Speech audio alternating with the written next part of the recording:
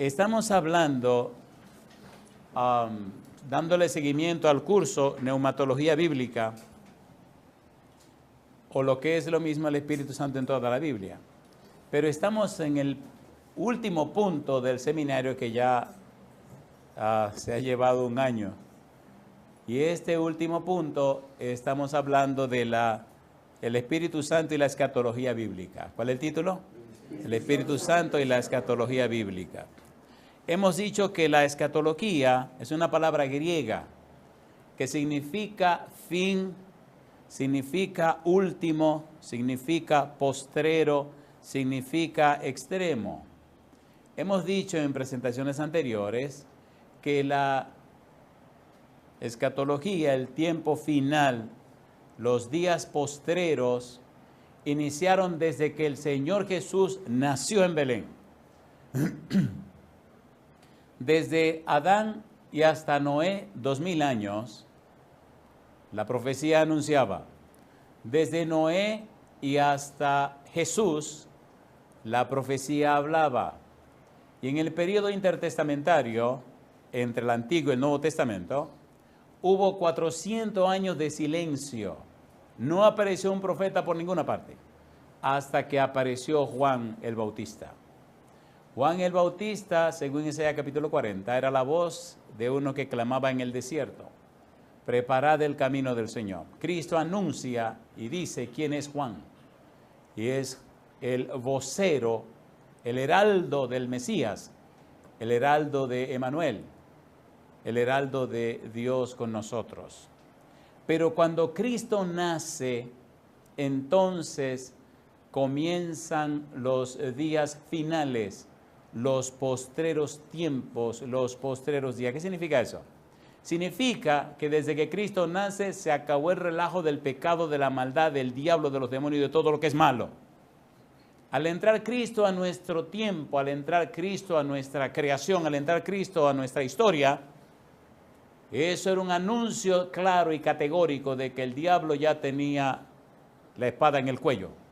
Al punto que, si usted recuerda, en el libro de San Marcos, en el capítulo número 1, mire usted lo que dicen los demonios. San Marcos capítulo 1, versículo 23 y versículo 24. Pero había en la sinagoga de ellos un hombre con espíritu inmundo que dio voces, diciendo: ¿qué tienes con nosotros, Jesús Nazareno? ¿Qué dice ahora? Has venido, ¿para qué? Para destruirnos. ¿Cómo dice ahora? Sé quién eres, el Santo de Dios. ¿Saben los demonios que Cristo lo va a destruir a todos? Sí. ¿Lo saben o no lo saben? Sí. Desde que Cristo entra a la historia, los demonios dicen: se acabó. Se acabó. Ya hay un tiempo fijado para nuestra destrucción. San Mateo capítulo 24, versículo 41. Capítulo 25, versículo 41. Vamos rapidito. Mire usted qué hermosa es la escatología. San Mateo capítulo 25, versículo 41. ¿Qué dice el verso 41? Entonces dirá también a los de la izquierda, ¿qué cosa? Apartaos de mí, malditos, ¿a dónde? Al fuego eterno. ¿Preparado para quién? Preparado para el diablo y sus ángeles. ¿Saben los demonios que lo van a destruir? ¿Lo saben o no lo saben? Cuando Cristo entró a la historia humana, cuando se hizo hombre, se le puso fin y fecha a todo lo que es malo. Escatología bíblica. La escatología habla de las cosas del fin. Por eso cuando digo la palabra escatología siempre digo bíblica, bíblica, porque en otras ciencias usan la palabra escatología, pero tiene otro sentido, otro significado. Bíblicamente la escatología nos habla de los eventos finales, nos habla de el fin del pecado, de la maldad, del diablo, de los demonios, de los seres humanos malos. Toda esa mojiganga se van a acabar. El Señor la va a convertir en ceniza. Por eso es de vida o muerte estudiar detenidamente el asunto de la escatología. Cuando usted estudia el último libro de la Biblia, que se llama ¿cómo? Apocalipsis. El Apocalipsis está escrito en una forma quiástica porque tiene un quiasmo. ¿Qué cosa es un quiasmo? es la comparación de dos listas en el caso del Apocalipsis. La primera mitad del Apocalipsis es una parte ¿cómo? Histórica. Y la segunda parte es una parte escatológica. ¿Cómo es la segunda parte? Escatológica. Así que en el Apocalipsis hay una comparación entre lo histórico y lo escatológico. La segunda parte, Apocalipsis capítulo 15, versículo 1 hasta el capítulo 22, versículo 21, toda esa sección es escatología. Y si usted no tiene mucho tiempo para leerlo todo, por lo menos lea Apocalipsis 12, 13 y 14. ¿Cuáles son los capítulos? De allí la importancia de sacar tiempo para estudiar la escatología bíblica. ¿Creen que estamos aprovechando el tiempo? A ver, ¿sí o no? Por la gracia de Dios estamos usando el Espíritu Santo. Ya hablamos de la apocalíptica bíblica, ahora estamos hablando de la escatología bíblica, el Espíritu Santo y la escatología bíblica. Terminemos con la introducción con la que hemos estado trabajando para ver si en la próxima presentación podemos entrar directamente ya al estudio. ¿Pero ha valido la pena esta introducción? ¿Ha valido la pena o no ha valido la pena?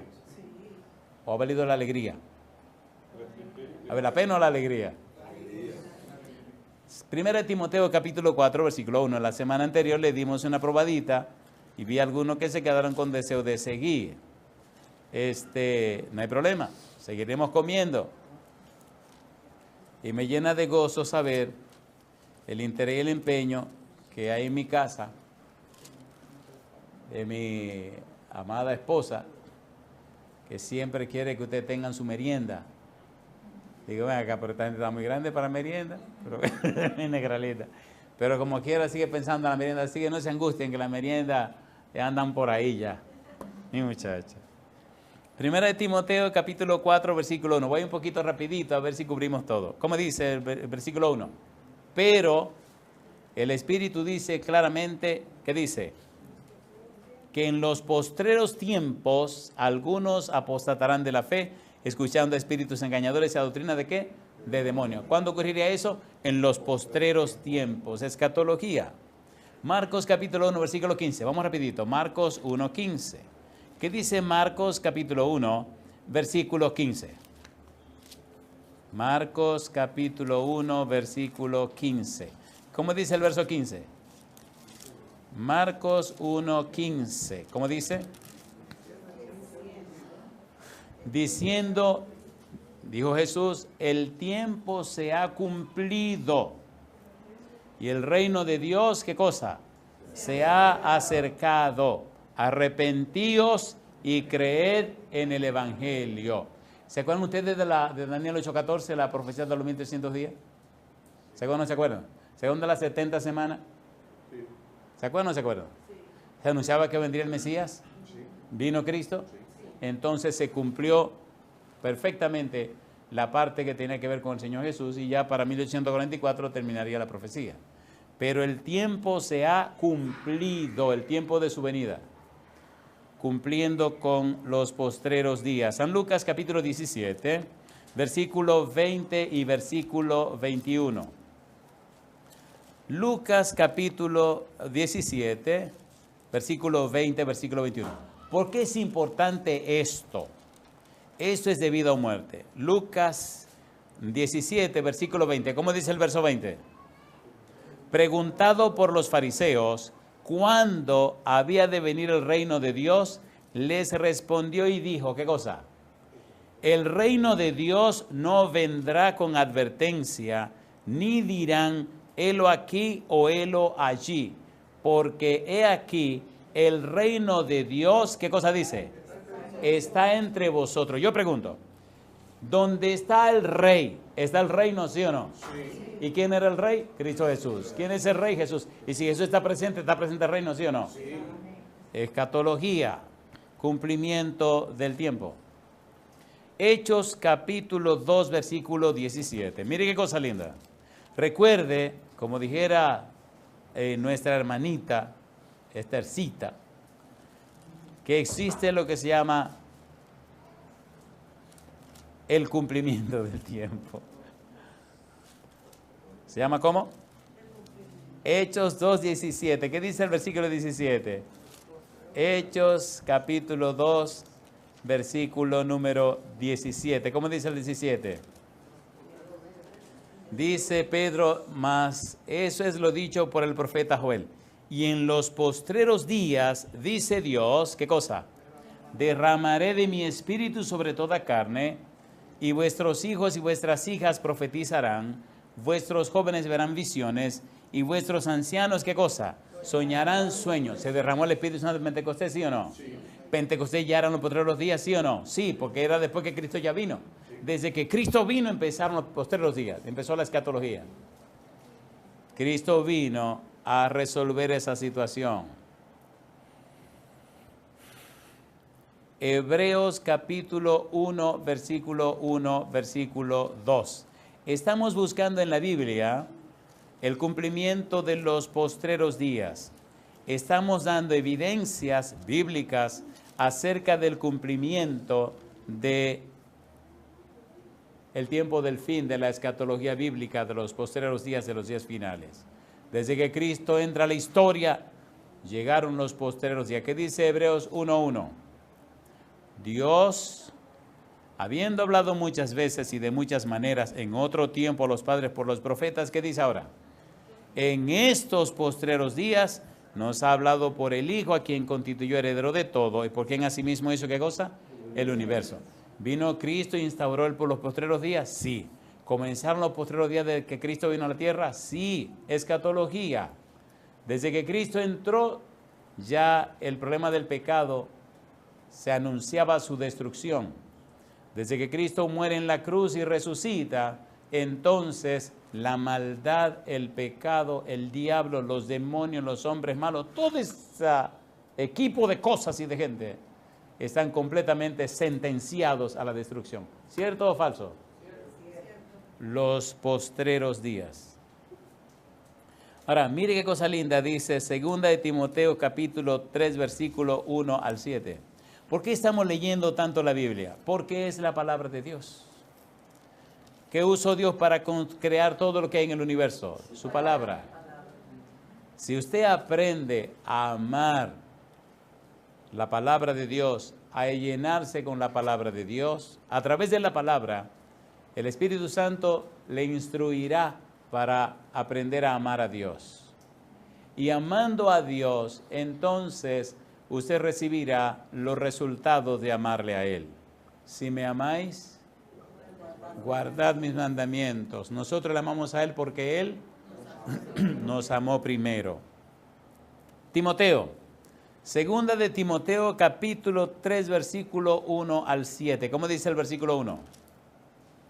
También debes saber esto, ¿qué cosa? Que en los postreros días vendrán tiempos como peligrosos, porque habrá hombres amadores de sí mismos, avaros, vanagloriosos, soberbios, blasfemos, desobedientes a los padres, ingratos, impíos, sin afecto natural, implacables, calumniadores, intemperantes, crueles, aborrecedores de lo bueno, traidores, impetuosos, infatuados, amadores de los deleites más que de Dios, que tendrán apariencia de piedad, pero negarán la eficacia de ella. A estos, ¿qué cosa dice? Evita, porque de estos son los que se meten en las casas y llevan cautivas a las mujercillas cargadas de pecados, arrastradas por diversas concupiscencias. Estas siempre están aprendiendo y nunca pueden llegar al conocimiento de la verdad. ¿Eso es correcto o no es correcto? ¿Es cierto o no lo es? ¿Es cierto o no lo es? ¿Estamos viviendo los postreros días, sí o no? Entonces deberíamos estar más alerta, ¿o no? ¿Cómo debemos estar? Más alerta. Me crié en una zona donde era el corredero de los ciclones. Todos los años, siempre los ciclones pasaban por ahí. Y nosotros felices que los ciclones pasaran, porque cada vez que los ciclones pasaban, era época de cosechar maíz verde. Y en casa ya tenemos una norma, que la temporada de ciclones había que hacer majarete. Hoy como niño, compadre, como niño estábamos felices porque cuando llegaba la temporada ciclónica, todo el patio estaba sembrado de maíz. Y cuando se veían los vientecitos así raros, yo era más chiquito de la casa, le decía, mamá, ya llegó el tiempo de los majaretes, ¿verdad? Me dice, sí, mi hijo. Oye, yo no me decía, Señor, que el ciclón venga pronto, que venga pronto ese ciclón. Y los ciclones venían. Y ahí teníamos un caldero así de majarete, compadre. Y el ciclón para la buena de afuera y nosotros comiendo majarete adentro. Y el techo de la casa era de zinc. Y la casita era una casita de lujo de tabla de palma. Oye, cuando ese ciclón arreciaba, que estaba tan. Y ¿usted cree que no me estaba ni nervioso ni asustado? No, estábamos comiendo majarete en la casa, compadre. Y cuando usted terminaba un plato, mamá, eso era uno sabio. Uno no tiene tiempo de meterse en miedo porque estaba ocupado. Qué cosa linda. Cuando terminaba un plato, nada más iba, mamá, ¿se acuerdan de los platicos de aluminio? ¿Vieron a usarlo? Oiga, no me era, mamá, coge. Y afuera el mundo acabándose y uno dentro de la casa feliz. Y después que terminamos así, bien así, uno se acostaba esa bulla en el zinc, ese aguacerazo así. ¿Sabe que eso es ensordecedor que usted ni oye? Oye, nos acostábamos ahí y nos dormíamos y cuando nos despertábamos, ¿qué usted cree que había que hacer otra vez? A fajarle otra vez. Mamá, qué cosa linda. La pobreza no es vileza. No. La pobreza es un centro de preparación y capacitación para gente grande. Ay, mamacita. Mamacita, linda, compadre. ¿Es verdad o no es verdad? ¿Es verdad o no es verdad? Si usted tiene que aprender a ver el mundo como es, no como usted quiere que sea. Déjese de tontería. La mayoría de la gente sufre estúpidamente, ¿saben eso? La ley de los 99. Tienen 99 monedas y están angustiados porque le falta una. Mire, por favor, disfrute las 99 que usted ya tiene. Y esa que falta, déjela que se quede donde le dé su gana, tiene 99. Ay, no, que me falta una. Pero venga, ¿qué te pasa a ti? Estamos como medio locos, ¿no? Primera de Pedro, capítulo 1, versículo 18 al 21. Vamos rapidito, que nos falta otra lista. Un poquito más larga que esta, pero más hermosa. No sé si a usted le pasa lo mismo, a mí me gusta la Biblia. Primera de Pedro 1, 18 al 21. ¿Qué dice Pedro? Estamos hablando de los postreros días. Primera de Pedro capítulo 1, versículo 18. Es más, leamos ahí mismo el 5. Capítulo 1, versículo 5, para no tener que dar otra vuelta. ¿Qué dice el 5? Primera de Pedro capítulo 1, versículo 5. Que sois, ¿qué cosa? Guardados por el poder de Dios mediante la fe. ¿Qué dice ahora? Para alcanzar la salvación que está preparada para ser manifestada. ¿Cuándo dice? En el tiempo postrero. ¿Viene Cristo pronto por segunda vez, sí o no? Sí. ¿Sí o no? Sí. ¿Cuándo viene en el tiempo postrero? ¿Cuándo empezó el tiempo postrero de que Cristo llegó? Cristo llegó y dijo, se acabó el relajo. Pagó el precio del pecado, puso a la cosa en su lugar y dijo, espérenme aquí, que voy a preparar allá para venir a buscarlo a ustedes. ¿Qué está haciendo Cristo en el cielo? ¿Preparando qué cosa dice él? San Juan 14, 1 al 3, ¿qué dice? No se turbe vuestro corazón, creéis en Dios, creed también en mí. En la casa de mi Padre muchas moradas hay, si así no fuera, yo os lo hubiera dicho. Voy pues a preparar lugar para vosotros, y si me fuere, y os aparejare el lugar, vendré otra vez y os tomaré a mí mismo, para que cuando yo estoy, vosotros también estéis. ¿No se está preparando el lugar? ¿Deben estar contentos esperando por él? A ver, ¿sí o no? Sea usted que usted viva o que se muera, dele gloria a Dios. Le están preparando el lugar, ¿dónde? En el cielo. ¿En la casa de quién? Me gusta que él dice, en la casa de mi Padre muchas moradas hay. ¿Qué significa eso? Que es una casa grande. Eso no es lo que significa. En la casa de mi Padre muchas moradas. ¿Sabe qué vive en la casa del Señor? Eso debe ser una chulería, usted por la mañana levantarse, de que darle buenos días al Señor. Claro, en el cielo no se va a dormir. Pero usted echa su pavita porque llevamos la mala costumbre de aquí. Cosa linda.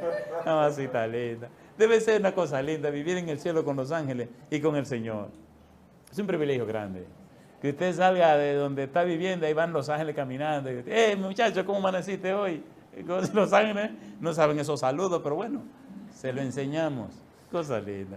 En mi sueño, ay Señor, en mi vida he estado soñándome con los ángeles desde que tengo 5 años. Son tan diferentes a nosotros. Somos tan disparatosos los seres humanos. Y son tan distintos. Pero lo interesante es que son distintos, pero no diferentes. ¿Entendieron? ¿Entendieron? ¿No entendieron? No. ¿Cómo son ellos? Distintos, pero no diferentes. Número 1, ¿son ellos criaturas de Dios? Nosotros también. Así que ellos son seres espirituales y nosotros somos seres carnales. ¿Entendieron la cosa? Somos como distintos, pero no diferentes. ¿Aman los ángeles? Sí, Señor. ¿Ama usted? Sí, Señor. ¿Aman a Dios los ángeles? Sí. Sí. Yo le digo una cosa. Usted jamás podrá ser igual después que conoce a Dios. Jamás. La raíz de toda nuestra desgracia es no conocer a Dios.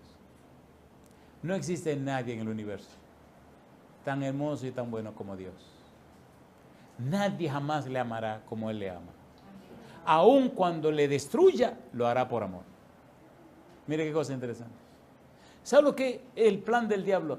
Que usted viva sufriendo por la eternidad. ¿Entendieron? ¿Se entendió o no se entendió?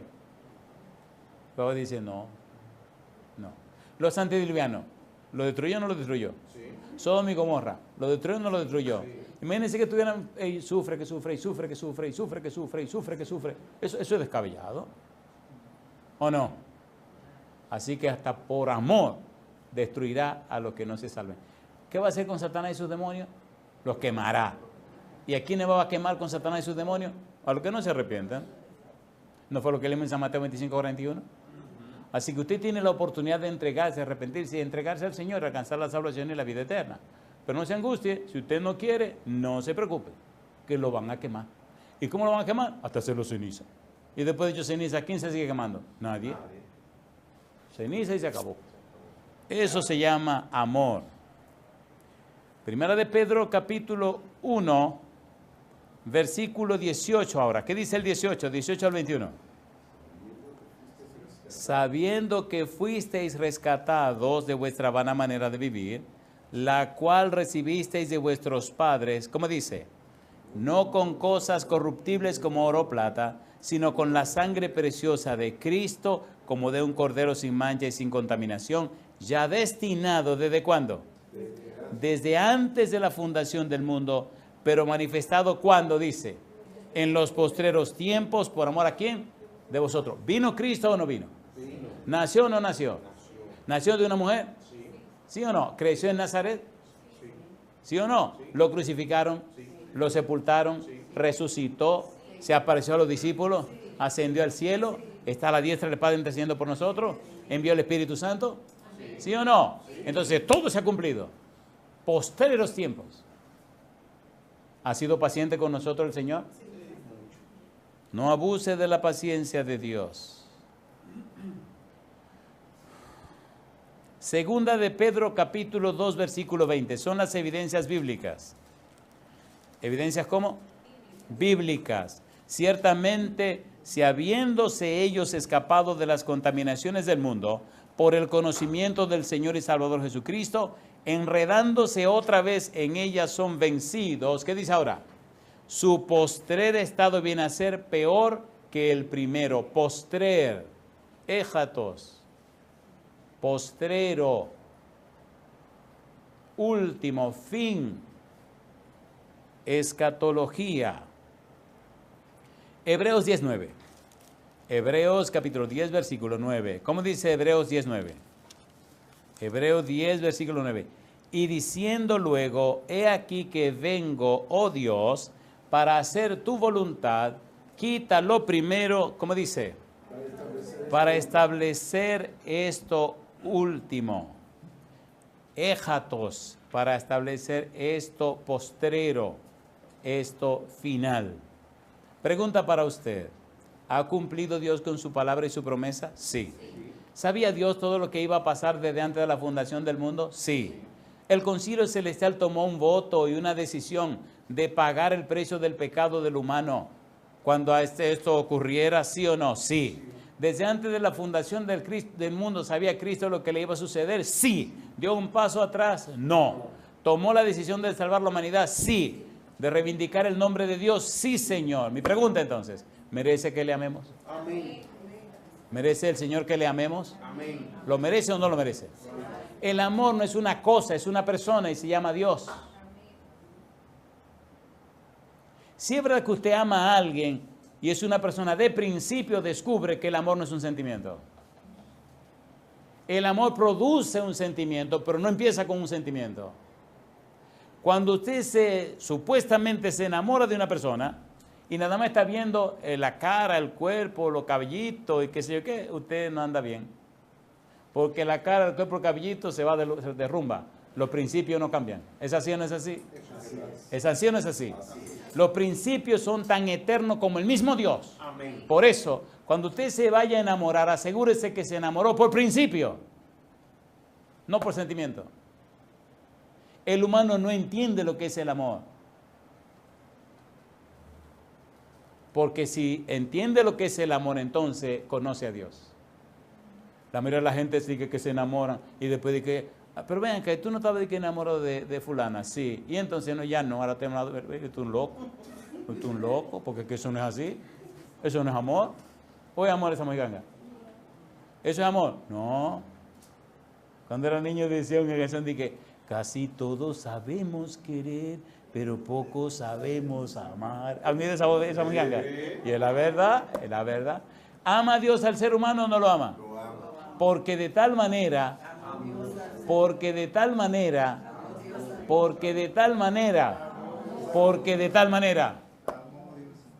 ¿entendieron? ¿Cómo dice el versículo? Porque de tal manera. Si usted no entiende porque de tal manera, no entiende lo que sigue. ¿Cómo es que Dios amó al mundo si son unos sinvergüenza? Explíqueme. ¿Cómo es que Dios amó al mundo si crucificaron a Jesús? Explíqueme. ¿Cómo es que Dios amó al mundo si son tan ingratos y malagradecidos? ¿Cómo es que Dios amó al mundo si le desobedecieron en el Edén?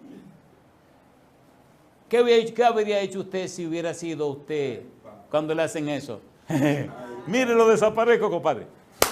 No me venga a mí con un cuento sentimental. No, que yo le perdono mentira. Usted le arranca la cabeza. Yo le hubiera arrancado la cabeza de una vez.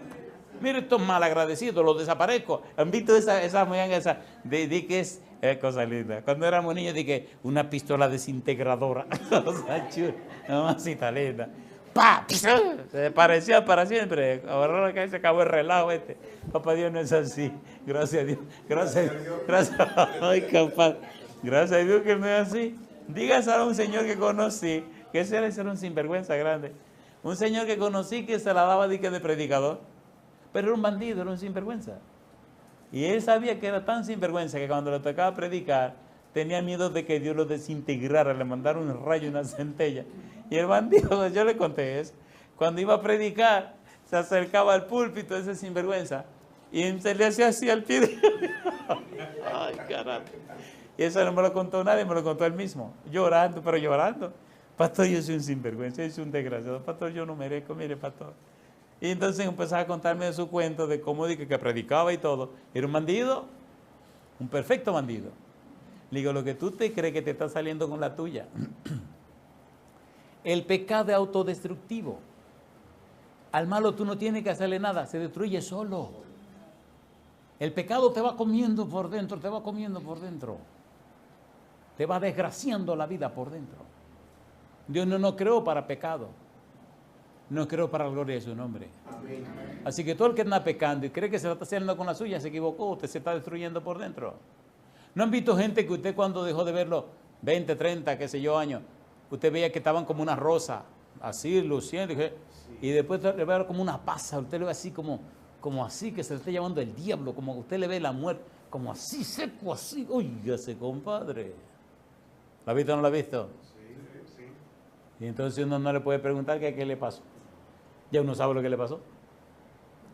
Ay, pastor, cuánto me alegra verlo, me dijo la persona en un sitio por ahí que nos encontramos.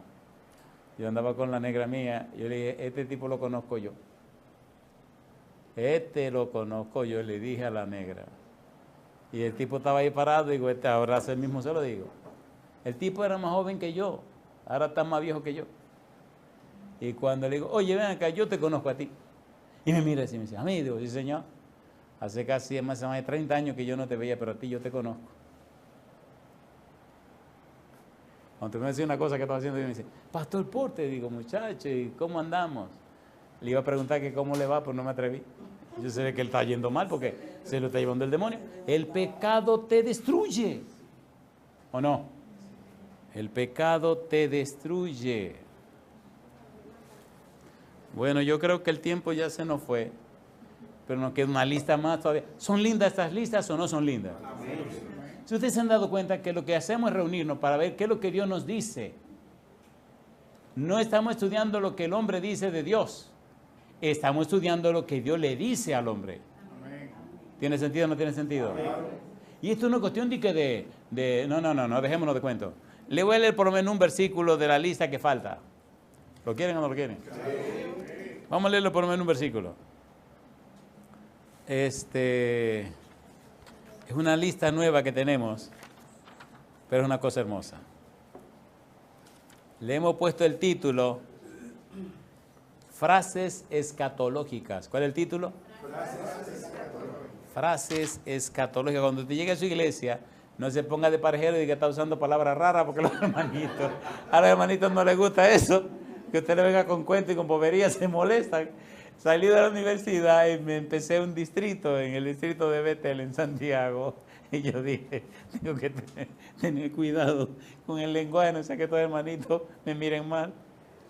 Hicimos la primera junta y bueno, usted sabe que en la iglesia, alguien dijo que la iglesia es un hospital. Gloria a Dios que Cristo también es médico. Amén. Otros dicen que la iglesia es una escuela. Gloria a Dios que Cristo también es maestro. Y dicen que la iglesia está llena de pecadores. Gloria a Dios que Cristo es un salvador. Así que Cristo resuelve todo. Pero cuando llegué a esta iglesia, mi primer distrito, y nos reunimos con la junta, habían unos ancianos ahí medio celosones que estaban pensando, no, este tipo se va a creer que es un sabio porque viene de la universidad, de enseñar la facultad de teología, la facultad de educación. Así que, y dije, papá ya me había afilado, bien me ha dicho que era que yo tenía que hacer. Cuando nos reunimos, el primer anciano me tira una chinita preguntándome que qué es lo que vamos a hacer. Yo me río y le digo, hermano fulano, yo le pregunto a ustedes en qué quieren que les ayude. Porque ustedes están en esta iglesia desde que la fundaron, que vengo yo a inventar nada que ustedes ya no sepan hacer, ustedes lo saben hacer, lo que hay que hacer. Dígame, ¿cómo le puedo ayudar? Oye, se miraron, nada más se miraron y se sonrieron. Ay, caramba. Ahí ¿sabe que los hermanos dicen su cosita por abajo que nadie lo oye? Alguien parece que digo, este es un tiguerazo. Oiga, usted puede creer que el tiguerazo, digo, el pastor que llegó, ay señores. Bueno, alabado sea Dios. Nacieron varias iglesias, se bautizó mucha gente y Dios hizo muchos milagros. Amén. Leamos por lo menos, ¿le parece bien si leemos por lo menos una frase escatológica? San Juan capítulo 6, versículo 39. San Juan, me gusta la Biblia. San Juan capítulo 6, versículo 39. Le tengo buenas noticias. La familia del pastor han avanzado bastante con lo de Apocalipsis para niños. Y son 40 sermones y ya le falta poquito para completar los 40 sermones. Estamos orando a Dios que mi amigo crezca rápido a ver si lo podemos enganchar, pero está chiquitito todavía. En algún momento tendremos que ponernos de acuerdo para ver las iglesias de ustedes cómo lo vamos a hacer. Yo digo que cuando no pueden los niños, pueden las madres, ¿verdad que sí? Oiga, va a ser tan linda, carajo. Así que si el niño no puede estar, enganchamos a la mamá. Oye, ¿qué pasa por niña esa nena? Así que la hacemos pasar. San Juan capítulo 6, versículo 39. ¿Cómo dice el 39? Y esta es la voluntad del Padre. Y esta es la voluntad del Padre, el que me envió. ¿Qué dice ahora? Que de todo lo que me diere no pierda yo nada. ¿Y qué dice ahora? Sino que lo resucite. ¿Qué día? El día postrero. El día final. Postrero. Eschatos. O como diríamos en español, escatos. Me suena feo en español. El día postrero. Tenemos que ver las otras frases como los postreros días, en los postreros, los días postreros, el tiempo postrero, el último tiempo, el postrer tiempo. Eso será cosa de otra reunión. Mi pregunta, ¿usted cree que vale la pena estudiar la escatología bíblica? Recuerde que esta es la parte introductoria. Tenemos que trabajar después con todo el desarrollo de la escatología en la apocalíptica bíblica. Recuerde usted que cuando trabajamos con la apocalíptica bíblica dijimos que la apocalíptica bíblica es una literatura de revelación donde Dios revela al hombre, le da a conocer lo que el hombre no sabe, no conoce, no entiende, no comprende. Si usted a la revelación que Dios hace le suma la escatología, entonces usted tiene un cuadro claro y usted camina con un mapa claro en el tiempo final. ¿Es así o no es así? ¿Es así o no es así? De allí la importancia de la escatología. Por eso necesitamos detenernos y ver Apocalipsis 15, versículo 1, hasta el capítulo 22, versículo 21, y estar consciente de que estamos viviendo en el tiempo escatológico, en los postreros días, en los días finales. Yo digo, alabado sea el nombre de Dios. Amén. Y esto fortalece nuestra fe, y esto le da sentido a nuestra vida. Muy bien, me dicen que hoy es verdad que podemos orar y prepararnos. La pregunta es, número 1, ¿acepta usted darle a Dios todo el derecho legal espiritual para que el Espíritu Santo venga a su vida, le inspire, le motive, le prepare para amar la palabra de Dios y estudiar los eventos finales? Amén. Número 2, ¿le da usted a Dios todo derecho legal espiritual para repasar las cosas que hemos estudiado, asimilarla y compartirla con otras personas? Amén. Y número 3, ¿quiere usted ser en este tiempo final la voz de Dios que anuncia a la gente su pronta venida en las nubes de los cielos? Amén. Si usted dice que sí, póngase en pie conmigo y oremos.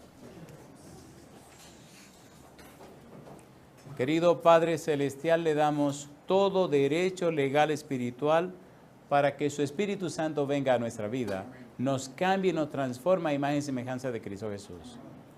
Haga Dios que le amemos por sobre todo. Haga que amemos su palabra. Le damos todo derecho legal espiritual para que el Espíritu Santo venga, nos inspire, nos motive a llenarnos de su Santa Biblia, a decirle a otros que hay salvación y bendición en Cristo Jesús. Señor, en su mano nos entregamos. Haga nuestra vida y con nuestra vida su voluntad. Lo pedimos, Padre, en el nombre de Jesús. Amén. Amén, Señor. Amén, Jesús.